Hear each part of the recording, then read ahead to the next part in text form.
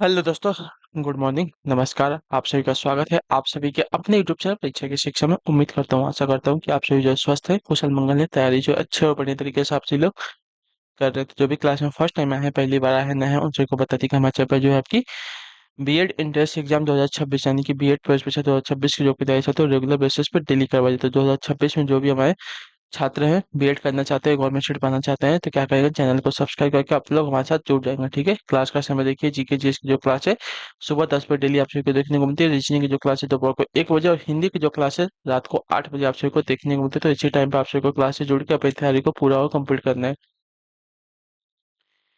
नीचे डिस्क्रिप्शन में जो इंस्टाग्राम टेलीग्राम का लिंक मिलेगा, तो आप हमें इंस्टाग्राम पे फॉलो करेंगे, टेलीग्राम से ज्वाइन करेंगे। टेलीग्राम से पर डेली बेसिस पे क्लास का अपडेट और आपको एग्जाम का अपडेट मिलेगा। जो भी क्लास का पीडीएफ होगा अभी जो है आपको टेलीग्राम चैनल के माध्यम से मिल जाएगा। ठीक है, अब लोग टेलीग्राम चैनल ज्वाइन करेंगे। ठीक, चलिए क्लास स्टार्ट करें बिना किसी देरी के। एक एक क्वेश्चन आपके एग्जाम के लिए बहुत ही इंपॉर्टेंट है। ठीक है, तो एक एक क्वेश्चन को छोड़ेंगे नहीं, ध्यान से देखेंगे, समझेगा। और क्लास स्टार्ट करने से पहले जिसने अब तक क्लास को लाइक नहीं किया, लाइक करेंगे, शेयर नहीं किया, शेयर करेंगे, और जिसने अब तक चैनल को सब्सक्राइब नहीं किया, चैनल को सब्सक्राइब कर लीजिएगा। ठीक है, चलिए पहला क्वेश्चन आपके सामने है। स्वतंत्र भारत की प्रथम मंत्रिपरिषद में शामिल एकमात्र महिला मंत्री कौन थी, बताइए।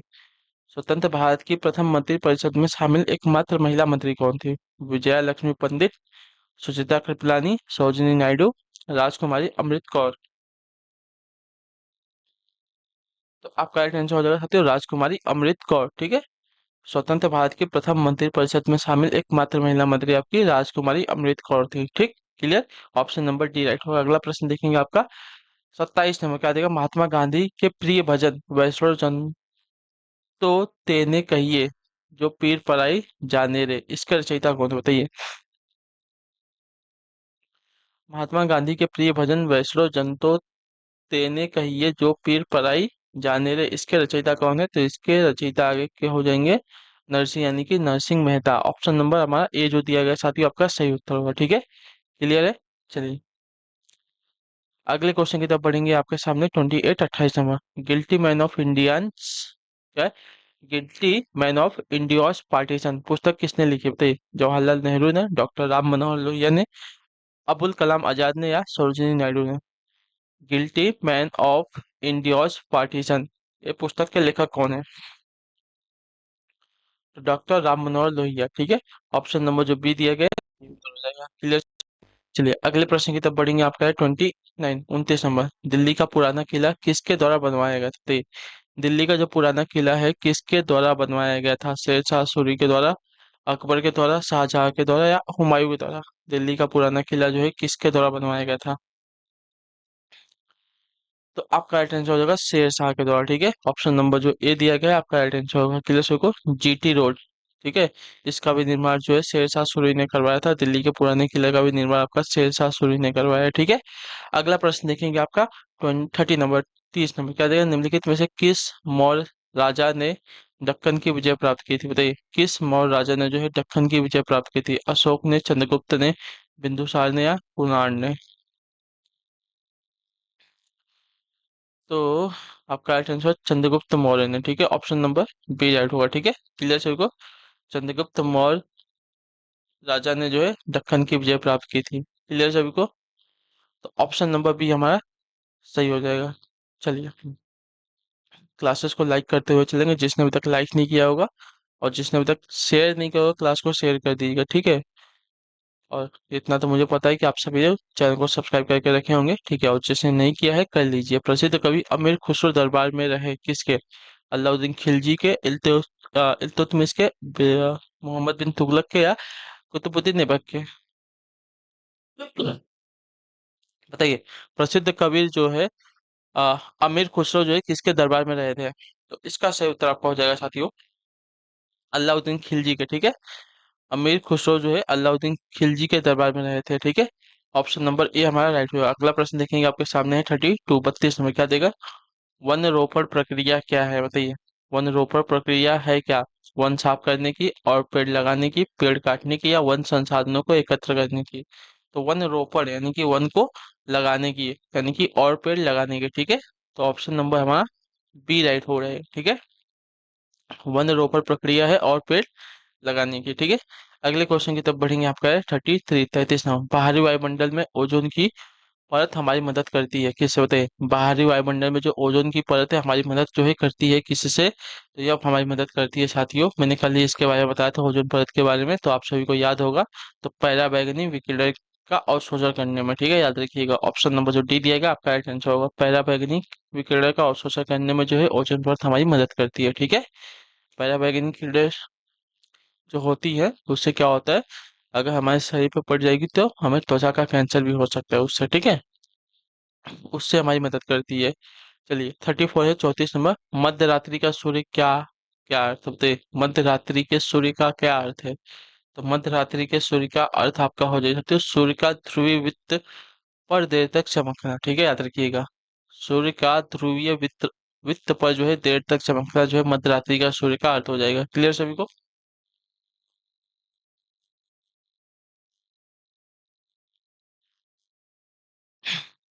चलिए अगले क्वेश्चन की तरफ बढ़ेंगे। आपका 35 35 नंबर। कंप्यूटर में वायरस होता है क्या?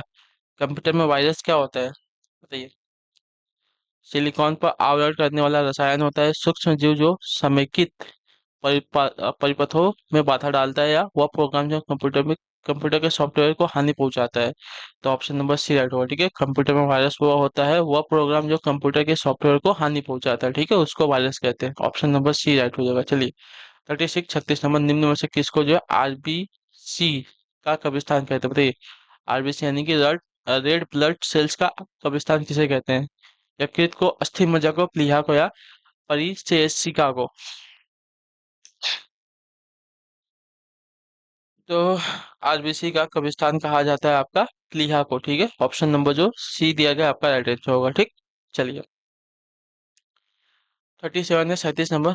तप्त जल के थैले में जल का प्रयोग किया जाता है क्योंकि बताइए? तप्त जल के थैले में जल का प्रयोग किया जाता है क्योंकि इसका रीजन क्या है? तो इसका रीजन यह है कि इसकी विशिष्ट ऊष्मा अधिक है, ठीक है।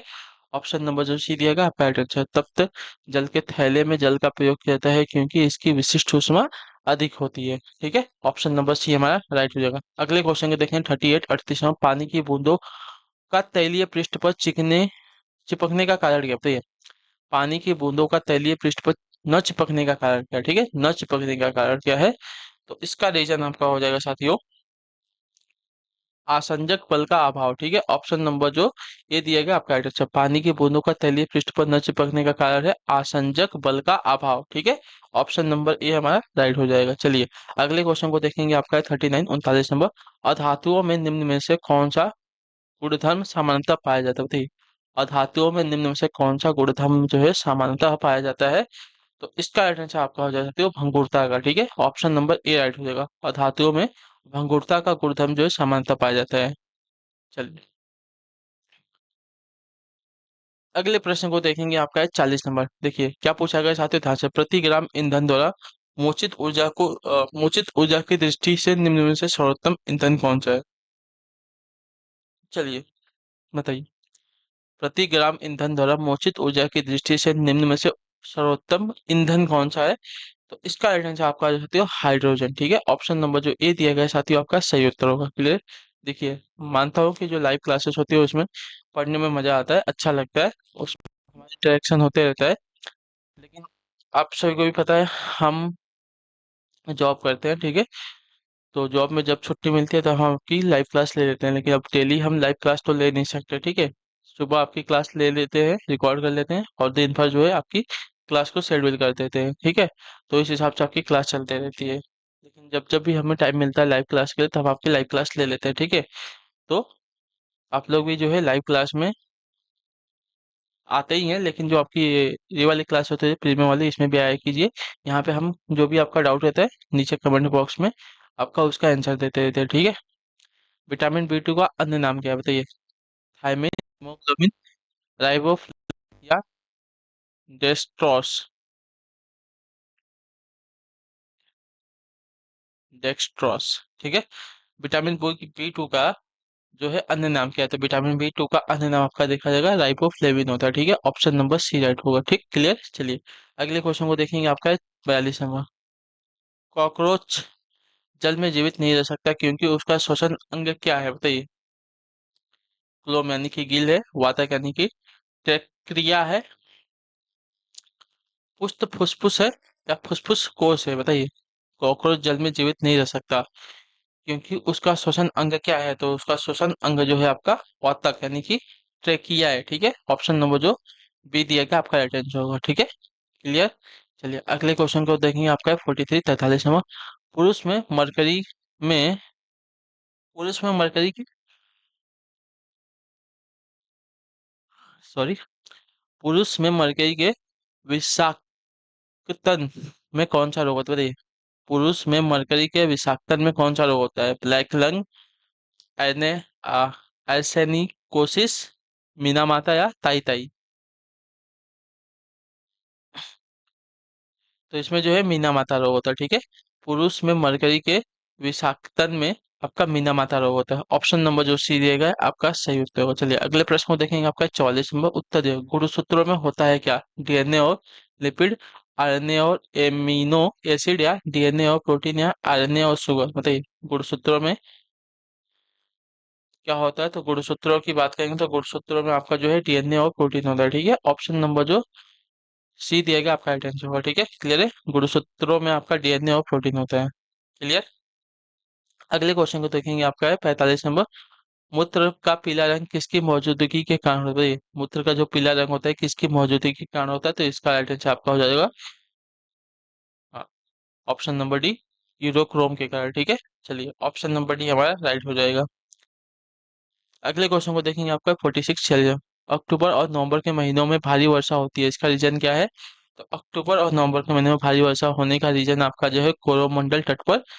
ठीक है, तो ऑप्शन नंबर जो आपका दिया गया सी वाला विकल्प आपका राइट आंसर। अक्टूबर और नवंबर के महीने में भारी वर्षा होती है कहाँ पर? तो कोरोमंडल तट पर। ठीक है, तो ऑप्शन नंबर जो सी दिया गया आपका राइट आंसर होगा। ठीक है, जो हमारी पश्चिमी विक्षोभ है वो जो हवाएं हैं जो वापस आती हैं तो वहां पे टकरा कर रुक जाती हैं, उसके वजह से वहां पे वर्षा होती है। ठीक है, केरल वेरल का जो नीचे वाला क्षेत्र है ना वहां पे। अगले क्वेश्चन को देखेंगे, आपका है 47 नंबर। जायद यानी कि मौसम में उगाई जाने वाली फसल कौन सी है? जायद मौसम मौसम में उगाई जाने वाली फसल तरबूज है, सोयाबीन है, मक्का है, या पटसन है? बताइए जायद मौसम में उगाई जाने वाली फसल कौन सी? तो जायद मौसम में उगाई जाने वाली फसल का नाम आपका यहाँ पे हो जाएगा तरबूज। ठीक है, क्योंकि अभी देखिए अभी जनवरी हो गया, फरवरी के स्टार्टिंग में इसको जो है बो दिया जाएगा। अभी जो है जायद की मौसम का फसल आने वाला है। ठीक है, 48 है 48 में एल्टा विस्टा क्या है? बताइए। तो जिसे भी तरबूज खाना होगा अपने घर पे भी लगा सकते हैं। ठीक है, एल्टा विस्टा है एक क्या? तो एल्टा विस्टा आपका एक हो जाएगा साथियों सर्च इंजन। ठीक है, ऑप्शन नंबर जो डी दिया गया आपका राइट आंसर होगा। ठीक है, क्लियर सभी को। चलिए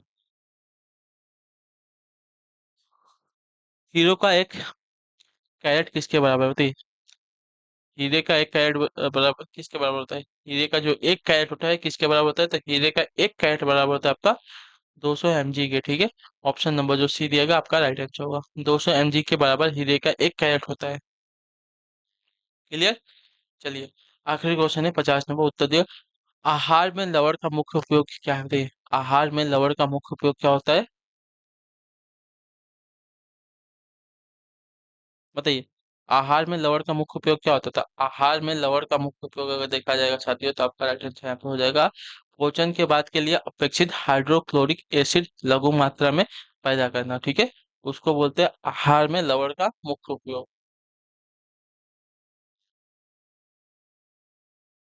ठीक है, भोजन के पाचन के लिए अपेक्षित हाइड्रोक्लोरिक एसिड जो है लघु मात्रा में पैदा करना आहार में लवण का मुख्य उपयोग होता है। ठीक है, चलिए तो इसी के साथ जो क्लास है आज की यहीं पे पूरी होती है, कंप्लीट होती है। उम्मीद करता हूँ आप सभी को जो क्लास है पसंद आई है, अच्छी लगी तो अपना जो फीडबैक है क्लास का नीचे कमेंट में बताइए क्लास के बारे में। ठीक है, तो हम आपसे मिलेंगे आपकी अगली क्लास में। तब तक के लिए टाटा बाय बाय, जय हिंद जय भारत। आप सभी का क्लास से जुड़ने के लिए बहुत बहुत ही धन्यवाद साथियों।